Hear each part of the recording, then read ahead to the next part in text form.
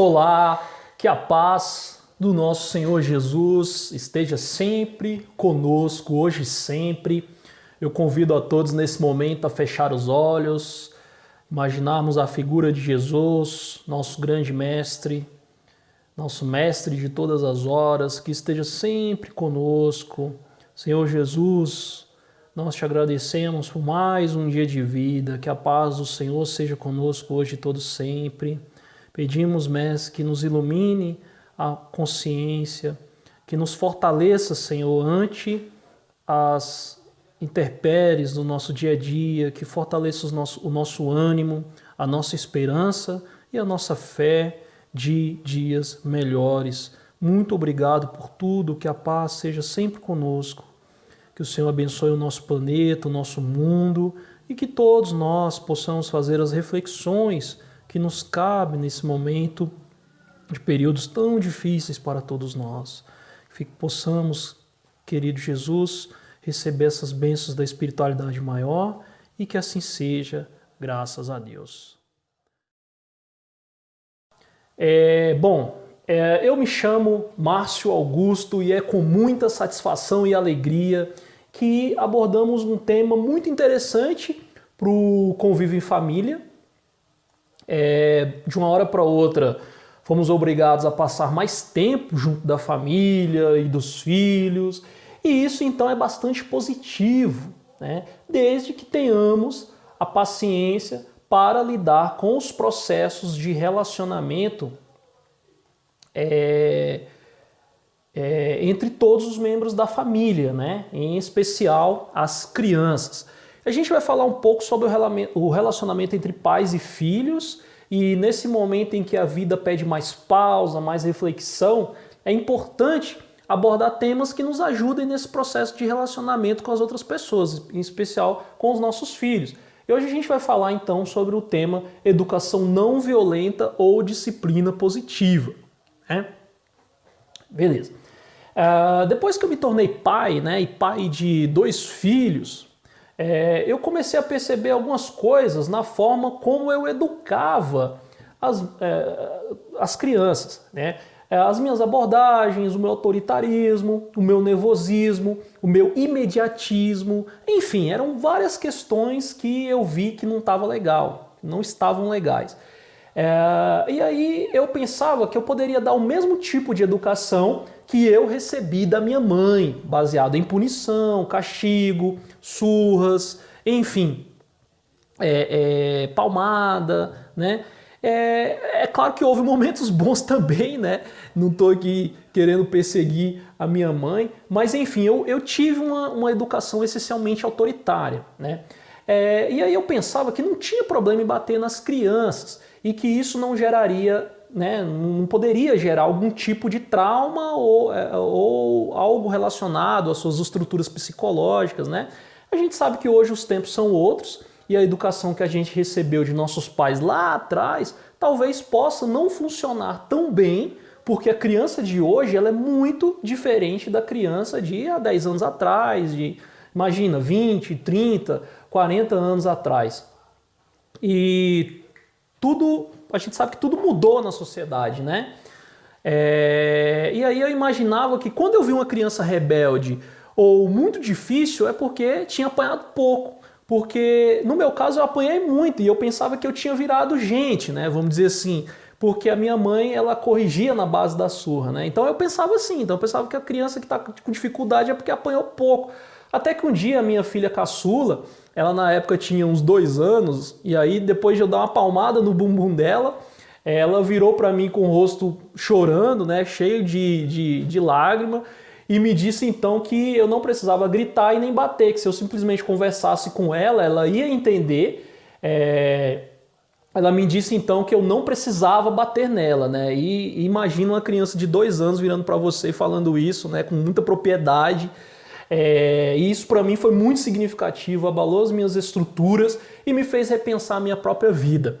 E naquele segundo, naquele momento, naquele minuto, toda a minha vida passou diante dos meus olhos, né, numa velocidade incrível, os processos de criação, o pai que eu me tornei, enfim, e sobre o que eu queria passar para os meus filhos. E a partir daquele momento eu pensei assim que com certeza isso não está certo, né? Que deveria ter um outro jeito de educar os filhos ou fazer com que eles façam o que queremos sem que a gente precisa bater ou infligir algum tipo de violência. Então eu pedi desculpas, disse que tinha momentos que a gente perdia a cabeça e a gente fazia aquilo, mas estava errado, que a gente não deve resolver as coisas com violência e realmente não deveria ser daquela forma. Então eu pedi desculpa naquele dia, né? E aí então eu passei a pensar a refletir sobre o exemplo de Jesus, que não usou em nenhum momento da violência para nos ensinar alguma coisa, né? A gente tem lá aquela passagem que relata que Jesus expulsou os vendilhões do templo. No entanto, quando pesquisamos sobre esse episódio, a gente percebe que muitos estudiosos, teólogos, eles chegam à conclusão que essa passagem ela tem alguns problemas em termos de tradução em relação à palavra expulsar, né? O termo expulsar poderia ter um significado diferente naquela época. Obviamente que se Jesus tivesse usado da violência naquele momento, talvez ele poderia contradizer toda a sua moral. E existem várias interpretações nesse sentido. Eu prefiro imaginar que Jesus tenha sido enérgico e firme na ocasião, né? Eu não imagino que ele tenha jogado as coisas dos vendedores, dos feirantes ali no chão, mas talvez ali pela correria que se instalou tenha feito com que essas coisas caíssem no chão, as gaiolas e cestos tenham sido abertas, né? Algo assim, né? Naquele momento que ele chega ali e fala toda aquela passagem do Evangelho, né? Então, a partir daquele dia do episódio com a minha filha, eu prometi a mim mesmo que eu não bateria mais nos meus filhos. Mas é claro que teve um momento ou outro de nervosismo, onde eu puxei a orelha deles literalmente, ou eu dei alguma palmada, alguma coisa. Claro que todas as vezes que eu fiz isso, obviamente, eu fui lembrado que não precisava ser daquela forma, e aí eu pedia desculpas, e até hoje, educar para mim é um processo de aprendizagem constante, onde tantas vezes a gente vai mais aprendendo do que ensinando, né? Porque essa geração que está vindo, essas crianças que estão vindo hoje, elas são muito, muito evoluídas, né? Em vários aspectos, e realmente vêm nos ensinar, e vêm quebrar paradigmas, quebrar questões nossas mesmo que a gente traz, então eles têm muito a ensinar, né? E aí alguém até pode me perguntar, mas Márcio, você pede desculpas para os seus filhos? Como é que é isso? Você não tem medo de perder a sua autoridade, né? E aí o que eu tenho a dizer é claro que eu peço desculpas, né? Porque como que eles irão aprender a pedir desculpas se eu mesmo não fizer isso? E aí todo mundo sabe que as crianças, elas aprendem mais com exemplo do que com a fala. O sermão, né? Aí tem até aquela frase, né? Um exemplo vale mais que 1000 palavras. Então, obviamente que não existe educação perfeita, porque nós ainda somos muito imperfeitos, né? A gente vai errar, vai acertar, mas nesse caminho a gente vai refletindo sobre os nossos erros e vai evoluindo sempre. Bom, então, por essas experiências, eu passei então a buscar na literatura, eu passei a buscar literatura sobre esse tema, passei a procurar na internet conteúdo que pudesse me esclarecer sobre esses assuntos, passei a seguir canais e redes sociais sobre o tema, e para minha felicidade eu encontrei muita coisa, né? E me deparei com muita gente que pensa sobre o tema da educação não violenta, que buscam outras formas de interagir com as crianças, com os filhos, que não seja de forma violenta. Então, esse estudo de hoje é fruto dessas análises, dessa pesquisa, dessas leituras a respeito da educação não violenta, e eu espero que sirva de reflexão sobre o assunto para aqueles que têm filhos de todas as idades ou netos, ou quem de alguma forma tenha que lidar com criança de alguma forma, né? Afinal, a Terra é uma grande escola e a gente está aqui para aprender uns com os outros, né? Eu arrisco a dizer que não só com crianças, mas e sim em relação ao nosso relacionamento com o outro também, adulto, adolescente, né? Afinal, as abordagens da educação não violenta servem para todas as idades, eu imagino, né? Depois a gente pode até montar uma outra palestra falando sobre comunicação não violenta, que é outro assunto também que eu estou estudando. Bom, antes da gente falar um pouco o que é e o que não é educação não violenta, a gente pode então refletir sobre os tipos de violência que são praticadas contra as crianças de um modo geral, né? Então a gente pode falar da violência física, da violência psicológica, da violência por negligência e da violência sexual. Violência sexual a gente não vai abordar tanto, nem a violência por negligência, né? Vamos aí para o slide 2, né? A violência doméstica e física corresponde então ao emprego de força física no processo disciplinador de uma criança por parte de seus pais ou quem exercer tal papel no âmbito familiar, como por exemplo, pais adotivos, padrastos e madrastas. A violência deve se relacionar a qualquer ato disciplinar que atinja o corpo de uma criança. Então a gente está falando aí de puxão de orelha, de palmada, de tapa, de chute, de surra, de cinto, seja de vara de marmelo, qualquer coisa assim, né, de cipó, tudo isso que atinge o corpo da criança é considerado violência, né? E aí a gente vai para o slide 3, então, que fala da violência doméstica psicológica. A violência psicológica, também designada como, abre aspas, tortura psicológica, ocorre quando o adulto constantemente deprecia a criança, bloqueia seus esforços de autoaceitação, causando-lhe grande sofrimento mental. Ameaças de abandono também podem tornar uma criança medrosa e ansiosa, representando formas de sofrimento psicológico. A violência psicológica a gente faz até sem querer, às vezes, né? Slide 4. A violência psicológica, então, ela pode se manifestar como isolamento emocional, dificuldade de fala ou linguagem, ausência de contato olho no olho, medo, real ou aparente, da vítima em relação aos agressores. E aí tem também a violência por negligência, que é o slide 5. A violência por negligência representa uma omissão em termos de prover as necessidades físicas e emocionais de uma criança ou adolescente. Configura-se quando os pais ou responsáveis falham em termos de alimentar, de vestir adequadamente seus filhos, etc., quando tal falha não é resultado de condições de vida além do seu controle.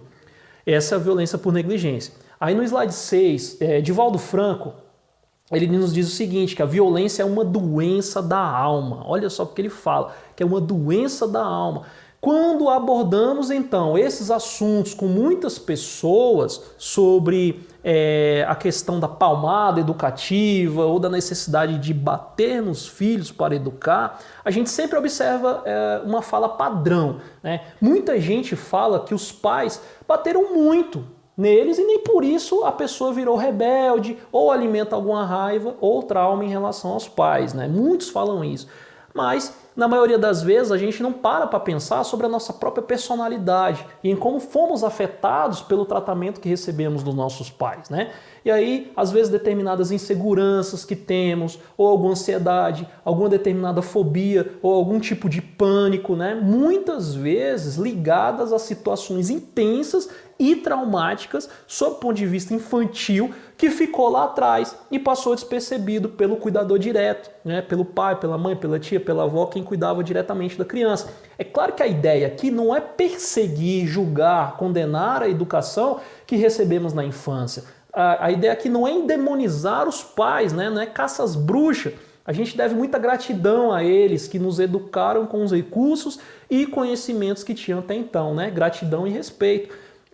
E nós, como uma geração posterior, é que a gente deve sim estudar e buscar outras formas de nos relacionarmos com os nossos filhos que não seja por meio de violência física ou psicológica, né?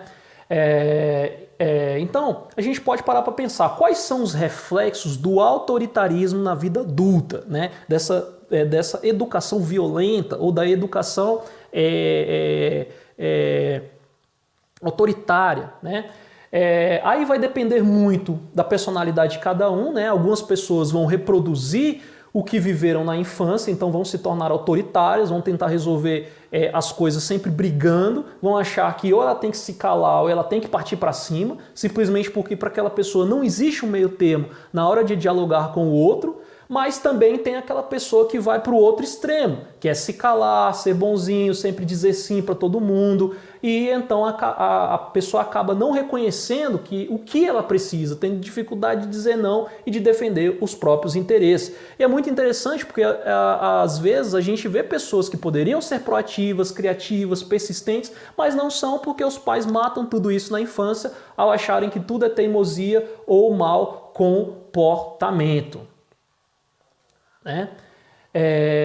Bom, e aí a gente precisa então cultivar no desenvolvimento da criança o que queremos em um adulto no futuro, né? E aí Joana de Ângeles, então, através da psicografia do grande médio Divaldo Franco, que a gente falou agorinha de uma frase dele, né? No livro Vida, Desafios e Soluções, Joana de Ângeles nos diz o seguinte, olha aí o slide 7. Quando se compenetrarem os pais de que o lar é o santuário para a vida humana e não um campo de disputas para a supremacia do ego, quando os adultos se conscientizarem que a educação é um ato de amor e não um meio de intimidar e descarregar problemas, quando as pessoas entenderem a família como um compromisso dignificador e não um ringue de lutas, as trágicas ocorrências do abuso infantil pela violência, pela indiferença, pelo estupro, pela miséria em que nasce o ser e a ela é relegado, cederão lugar à construção de uma sociedade justa, equânime e feliz. Isso porque a criança maltratada, sob qualquer aspecto que se considere, projeta contra a sociedade o espectro do terror que a oprime, do abandono em que estertora e na primeira oportunidade tentará cobrar pela crueldade o amor que lhe foi negado, né? Aí percebemos então que Joana de Ângeles ela fala da educação como um ato de amor. Como podemos então esperar boas atitudes de um indivíduo que cresce num lar com todos esses problemas citados por ela, né? A gente tem que refletir sobre isso sempre. E aí então percebemos que educar envolve o processo de autoanálise sempre e em como percebemos o mundo e como nos relacionamos com esse mundo, sempre. Lá no slide 8, na questão 919 do Livro dos Espíritos, Allan Kardec inquire os benfeitores espirituais da humanidade, né? Abre aspas. Kardec pergunta o seguinte: qual o meio prático mais eficaz que tem o homem de se melhorar nessa vida e de resistir à atração do mal? E aí os mentores espirituais, então, eles ensinam, olha só, um sábio da antiguidade Volo diz, conhece a ti mesmo, né? Olha só a pergunta que Kardec faz, como eu posso, qual o meio mais prático de eu evitar o mal e de melhorar a vida, né? E de resistir à atração do mal? Eu conhece a ti mesmo, né? Por quê? Porque nós não somos ensinados a lidar com as nossas emoções. Não sabemos, então, lidar com as nossas frustrações, com a nossa tristeza, com a nossa raiva, com a nossa angústia, com a nossa sombra. Na série psicológica de Joana de Ângeles, que a gente está estudando, ela fala lá dos princípios do Jung, né? Onde ela fala dos complexos. Nós temos o complexo da sombra, que é onde está toda a nossa parte ruim, que a gente esconde, vamos dizer assim, né? Então, se a gente não analisar essa parte da nossa sombra, aquilo de ruim que há em nós, como que a gente vai conseguir educar a outra pessoa, né? Se a gente nem conhece a nós mesmos, como a gente vai, enfim, encaminhar esses processos na educação dos nossos filhos? E essa ausência da habilidade de lidar com o que sentimos, de nos conectarmos com o que precisamos, reflete em todas as nossas relações, inclusive com os nossos filhos, né? E aí vira um ciclo vicioso que precisa acabar, porque a gente é guiado por emoções. E diversas feridas que carregamos, que tiveram origem na nossa infância, nós acabamos passando isso para os nossos filhos de forma inconsciente, porque é um ciclo vicioso, porque os pais dos nossos pais passaram para os nossos pais, a gente passa para os filhos para os netos, e assim vai vir um ciclo, né? E a gente vai sempre passando essas feridas emocionais, vamos dizer assim, para frente, né? Então a gente tem isso de forma inconsciente, tá? Isso é sempre de forma inconsciente. Joana, na série psicológica, né, relata muito isso. Então, no livro SOS Família, a autora Joana de Ângeles, ela vai trazer o seguinte conceito, né? Tá lá no slide 9. A educação é a base para a vida em comunidade, por meio de legítimos processos de aprendizagem que fomentam as motivações de crescimento e evolução do indivíduo. está lá no livro SOS Família, né? Então, a gente vê então que a educação ela deve estimular o crescimento em todos os aspectos de uma criança, né? E aí, como que a gente vai então fazer isso de forma violenta? Como que a gente vai desenvolver e estimular o crescimento de alguém batendo nela? Né? E aí, diante de toda essa realidade, a gente precisa então parar para pensar sobre como a gente aborda as crianças para ensinar alguma coisa, né? Slide 10. Então a disciplina positiva ela é uma abordagem baseada em respeito mútuo e cooperação que visa ajudar os pais na educação dos filhos, né? Então a disciplina positiva então ela é considerada o meio termo entre a forma rígida e a permissiva de educar, né? Essa proposta ela defende a liberdade com ordem, né? E aí os pais vão dando limite aos filhos, porém sempre que possível com a opção de escolha para demonstrar respeito por todos. E a criadora desse tema, a estruturadora de toda a abordagem da disciplina positiva, é essa mulher aí da foto do slide 11, né? O nome dela é Jane Nelson, terapeuta de casais e família na Califórnia, doutora em educação, mãe de 7 filhos, avó de 18 netos, é gente pra caramba para educar, né? E segundo Jane, a chave do programa é a não punição. Como é que eu vou criar alguém com não punição? Porque muitas vezes é a base da nossa educação, é a punição. A minha foi, né? Eu era punido o tempo todo, né? Então, como é que é isso? É muito interessante, olha só. Vamos aí para o slide 12, olha só. A disciplina positiva propõe tratar as crianças com dignidade e respeito, usar o encorajamento para que desenvolvam um sentimento de pertencimento e a noção da importância de ensinar a elas habilidades que se sintam capazes de contribuir em casa e com a sociedade. Parece óbvio, né? Respeitar a criança. Olha só como isso é bastante óbvio, né? Ela se baseou então no trabalho de 2 psiquiatras vienenses, o Alfred Adler e o Rudolf Dreikes. Essas pessoas, o Adler viveu entre 1870 e 1937 e o Rudolf Dreikes entre 1897 e 1972, né? Eles pegaram ali o início da psicanálise, o início dos estudos de Freud e de Jung também, do desenvolvimento da psicanálise no início dos anos 1900, né?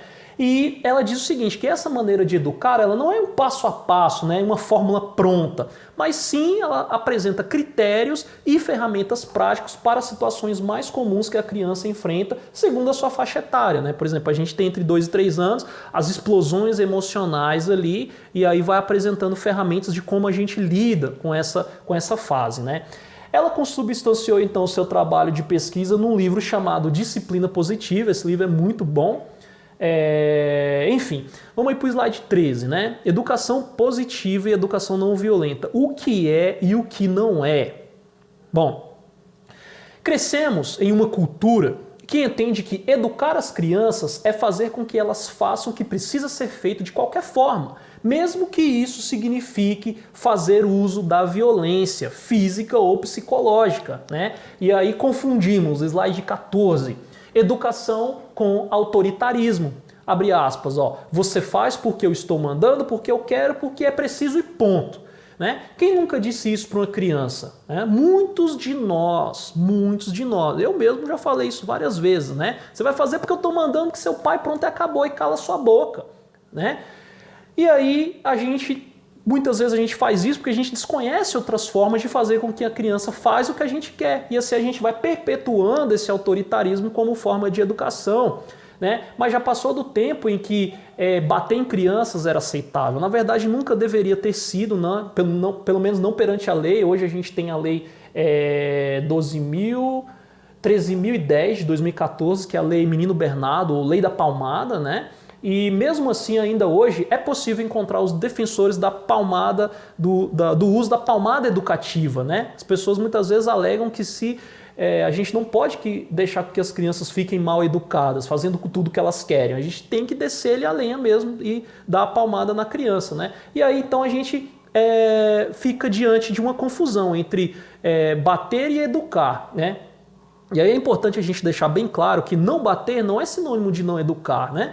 Pelo contrário, não bater significa refletir sobre o tipo de educação que queremos dar. especialmente sobre o tipo de cidadão que queremos formar em nosso lar. E está na hora de parar então com essa confusão, né? A gente está acostumado a pensar o seguinte, né? Se eu não sou autoritário, eu sou permissivo, né? Ou eu grito com meu filho proibindo ele de fazer algo, ou eu deixo ele fazer tudo. E aí a gente sempre sabe que entre 8 e 80, eu sempre brinco, né? Entre 8 e 80 existem 72 possibilidades, né? E é possível sim ensinar limites sem gritar, sem bater, sem punir, sem humilhar. Existe sempre o caminho do meio, né? Que é o caminho do diálogo. Que é você virar para a criança e falar, ó, sou seu pai, sou responsável por você, se ela tiver idade para entender isso, né? Eu sou responsável por você, tem coisas que a gente negocia, tem coisas que a gente não negocia. E aí a gente vai colocando os limites, né? Dentro dos quais a criança pode escolher algo, né? Por exemplo, eu posso permitir que a criança escolha o que ela vai comer, mas eu coloco opções pré-determinadas, por exemplo, né? São alternativas que eu já determinei para que aquela criança também desenvolva uma certa autonomia, né, do que ela vai fazer. E aí assim vai ficando, e aí com esses processos vai sendo mais fácil dizer não ao filho, né? Depois lá na frente eu vou apresentar algumas ferramentas aqui da disciplina positiva. E é claro que ela vai chorar e nessa hora eu vou reconhecer a dor dela, dizendo que eu sei que aquela determinada situação é legal, é interessante para ela, mas que aquele não é o momento para realizar, né? Eu mantive a minha posição e acabou. E aí eu optei por não bater, por dizer que ela não precisa chorar, se for o caso, ou que chore, né? Eu expliquei que sei da tristeza e da frustração dela, eu validei os sentimentos dela, né? Diz que é normal, posso falar que é normal se sentir assim e que eu estou ali para um abraço se ela não quiser, certo? Vamos para o slide 15, né? A educação positiva é empática, se baseia no reconhecimento da criança como um ser humano completo e complexo, sendo o respeito pela sua natureza particular e o amor os principais pilares. Eu preciso respeitar a criança. A gente não anda respeitando as crianças muitas vezes, né? A gente tem atitudes muito ruins, né? E aí a gente precisa reconhecer que, ainda mais nós que somos espíritos, precisamos reconhecer que ela é um espírito em desenvolvimento ali, né? Num novo corpinho, numa nova encarnação, e que a gente tem um papel muito importante nesse processo.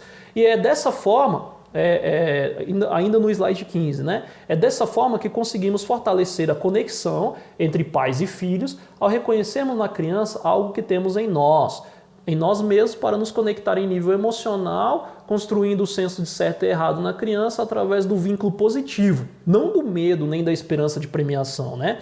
E ao contrário do que muita gente acredita, educar usando os princípios da disciplina positiva não é deixar a criança fazer tudo que ela quiser. Isso, o nome disso é permissividade, né? E isso também é uma forma de negligência, né?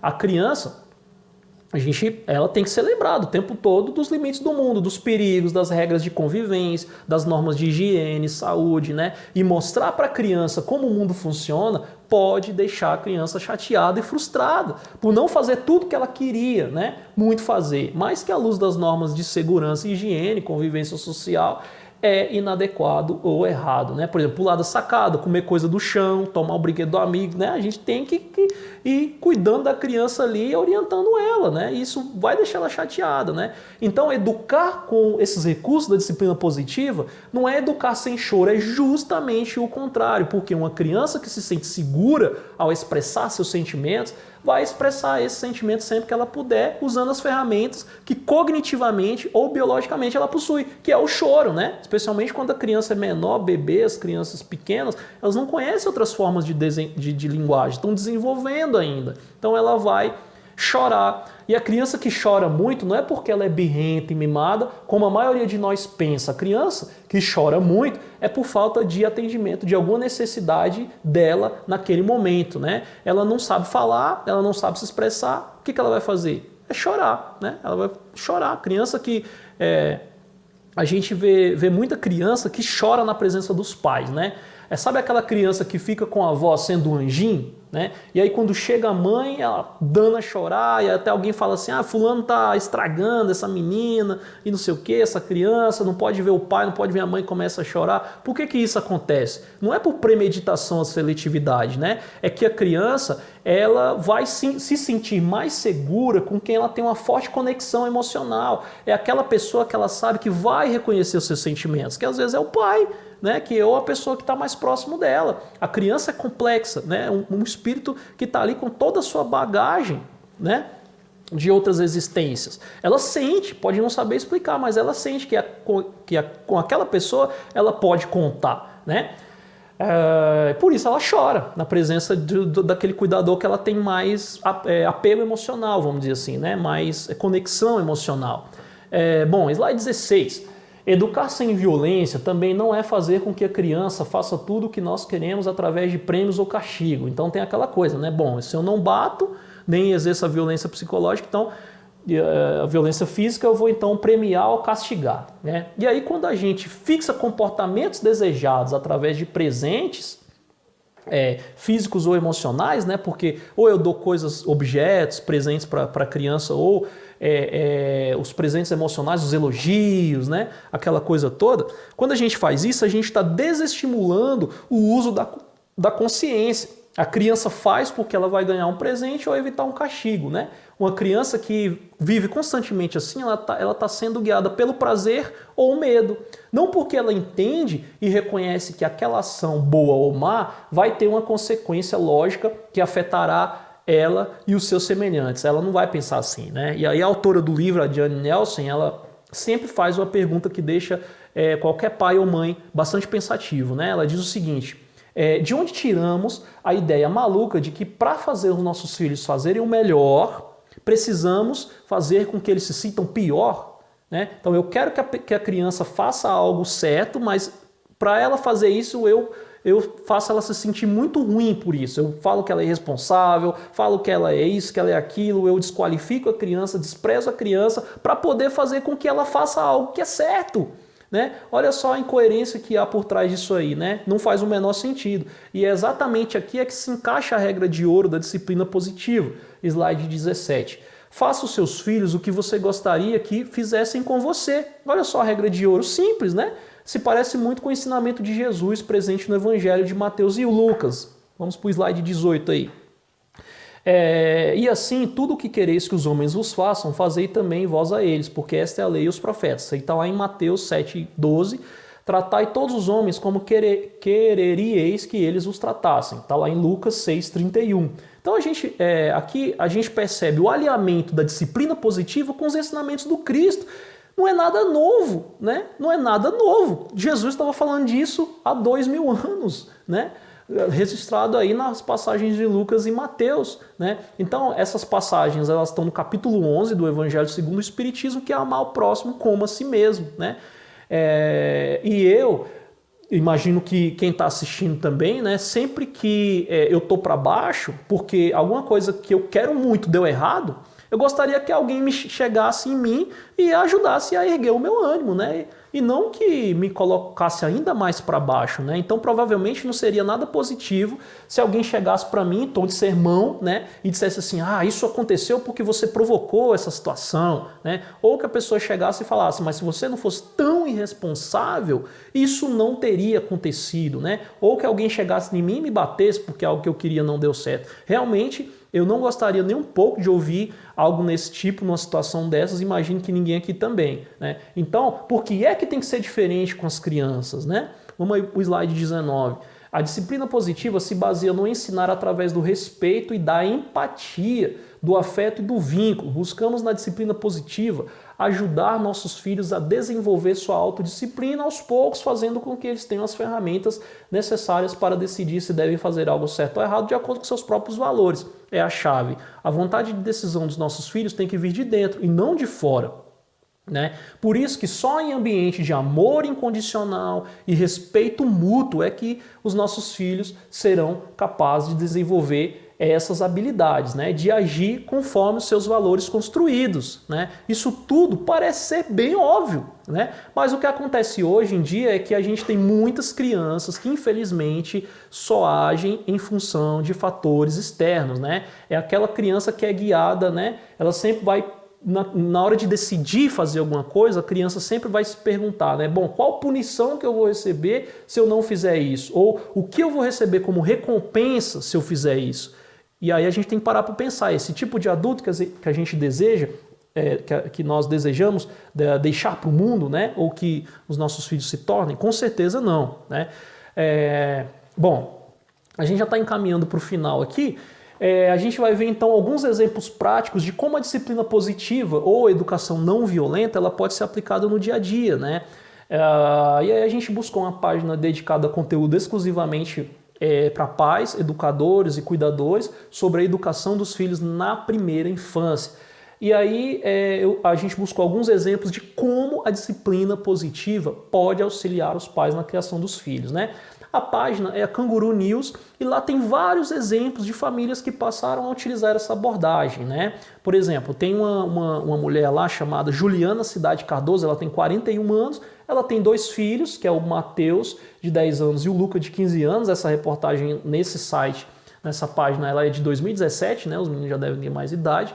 E aí ela aprendeu a validar os sentimentos dos filhos, que é uma das ferramentas presentes na disciplina positiva. Validar o sentimento da criança. Não é minimizar, né? É reconhecer, né? E aí ela conta que em momentos de birra, quando o Lucas ele quer muito comer um chocolate antes do almoço, ela passou a dizer que entendia o desejo, o desejo da criança e a raiva dele quando não pode comer, né? Mas ela não dava o doce e explicava que aquilo era ruim para ele. E aí ela conta, abre aspas, Lucas tem um temperamento forte, então ele gritava e às vezes até queria bater em mim, mas eu percebi que não adiantava apagar o fogo com mais fogo. Olha só que interessante, né?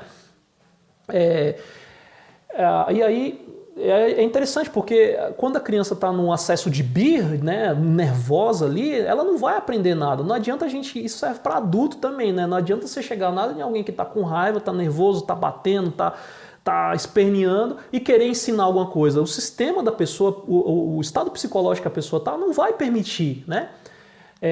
Isso com o adulto, imagina com a criança, né? Então um acesso de birra é esperar passar, não tem o que fazer. Né? Ela não vai fazer nada, não é bater. Se você bate na criança quando ela está mais nervosa, ela fica mais nervosa ainda. Nervosa, com medo, angustiada e num estado psicológico muito pior. Né? E aí a Juliana, então, ela vai e vai explicando o seguinte, que em vez dela castigar ou bater, ela prefere mostrar ao filho formas positivas de se expressar. Olha que interessante, né? Por exemplo, ela ensinou para ele, quando você tiver com muita raiva, vai lá e bate na almofada para descarregar a raiva. Né? Ela ensinou isso. E aí a conversa ficava para depois, quando todos estiverem mais calmos, né? Porque aí a criança já está nervosa, você está nervoso também e a coisa não fica bem, né? E aí ela vai e diz o seguinte, abre aspas, eu não queria mais seguir modelos baseados em punição e recompensas e me identifiquei completamente com essa abordagem baseada em empatia, conexão e vínculo, fecha aspas. Olha só o exemplo legal, né, de utilizar essa abordagem, né? Bom, educar sem violência como recurso não é uma tarefa fácil, é muito, mas muito difícil e às vezes é até cansativo, né? Porque na maioria das vezes a gente tem um resultado a curto prazo. A criança está agindo errado, a gente vai lá, dá um tapa, pronto, está tudo resolvido, né? Mas será que está mesmo? Né? Porque aí a gente tem que refletir que a violência ou a punição, ela age no comportamento, mas nós não podemos só pensar a curto prazo. As relações que desejamos construir com eles deveria ser para a vida toda. Então, temos as nossas vidas inteiras pela frente e a gente gostaria muito, né, de alimentar vínculos que sejam fortes e duradouros com os nossos filhos, né? E é justamente por isso que precisamos pensar a longo prazo, né? Vamos ver outro exemplo aqui de educação não violenta que a gente pode comentar, né? Dessa vez é em forma de quiz. Bom, a situação é a seguinte, a criança não senta para comer e joga tudo no chão. Olha só que interessante. Quem nunca passou por isso, né? Criança não senta, correndo para lá, correndo para cá, enfim. O que a gente faz, né? Ou o que a gente poderia fazer? E aí muitas vezes o sangue ferve, a gente fala várias vezes e nada, né? Aí a gente parte para o grito ou a palmada, né? E se a gente parasse e pensasse que se ao invés disso a gente se acalmasse e pensasse, né? Será que se eu não gritar e não bater, ele vai jogar arroz assim pro resto da vida, né? Vai espernear, vai ficar desse jeito pro resto da vida? Acho que não, né? E aí a gente tem várias opções, né? Ensinar a ele que quando o arroz cai no chão, fica sujo e a gente precisa limpar, né? Essa é a opção A. A opção B é explicar que é normal que derrubemos as coisas de vez em quando, né? Ou letra C, mostrar a ele que as nossas ações têm consequências naturais e lógicas, ao invés de punitiva, ou letra D, todas as alternativas, por exemplo, aqui nesse quiz aqui, né? Eu com certeza escolheria todas as alternativas, e assim é um processo, a gente vai levando, respeitando a idade, às vezes, né, as condições da criança ali, e aí a gente para pensar qual seria o impacto disso ao longo da vida dele, né? Qual o impacto disso na autonomia dessa criança, na autoestima, né, dessa criança. Como fica a autoestima de uma criança toda vez que ela derruba alguma coisa no chão, eu vou lá e grito com ela, né?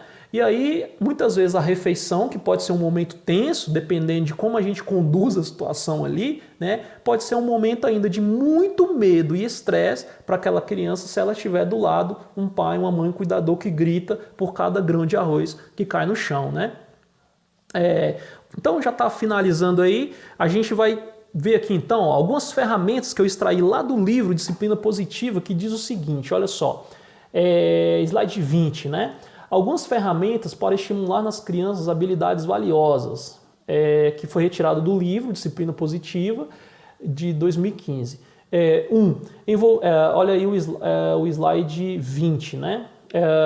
Envolver as crianças na criação de limites. Crianças são mais dispostas a respeitar limites que elas ajudaram a criar. Olha que interessante, né? Então, definir em conjunto, por exemplo, as regras do momento de ver TV, a hora de brincar, a hora de dormir. Discutir a importância dos limites, né, com eles vai ajudar eles na responsabilidade, que são limites que eles mesmos ajudaram, né?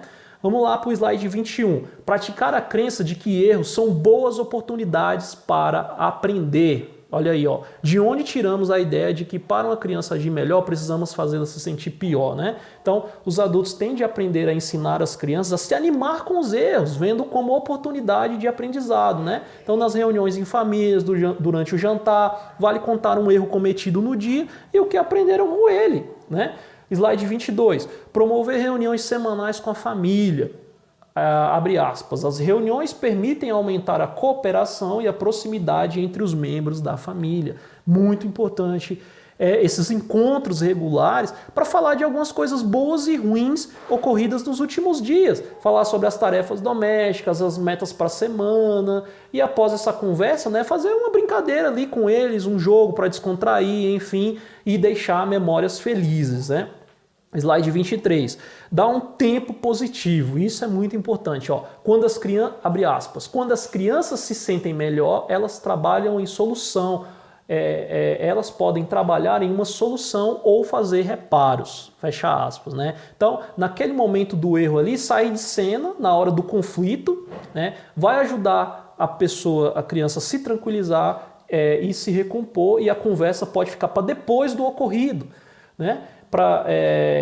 E aí vale organizar na casa um canto ali, pode deixar alguns livros, a pessoa pode deixar alguns livros no canto de mesa, na cabeceira, né, para a criança arejar a cabeça, ler, brincar, enfim, é sempre bom a gente ter esse momento desse tempo positivo, né, e focar nas soluções. Olha aí o slide 24, né? O sentimento de responsabilidade cresce se as pessoas podem escolher uma solução em vez de alguém para lhe dizer isso, né? Porque é muito chato quando alguém fica apontando o dedo e dizendo o que você tem que fazer, porque às vezes todo mundo quer ter autonomia, é claro que a criança quer também, né? E aí, em vez da gente ensinar as crianças o que não fazer, a gente pode convidar elas então a refletir sobre a situação e buscar soluções com respeito e disposição, né? Por exemplo, a gente cai alguma coisa lá, quebrou ou sujou, né?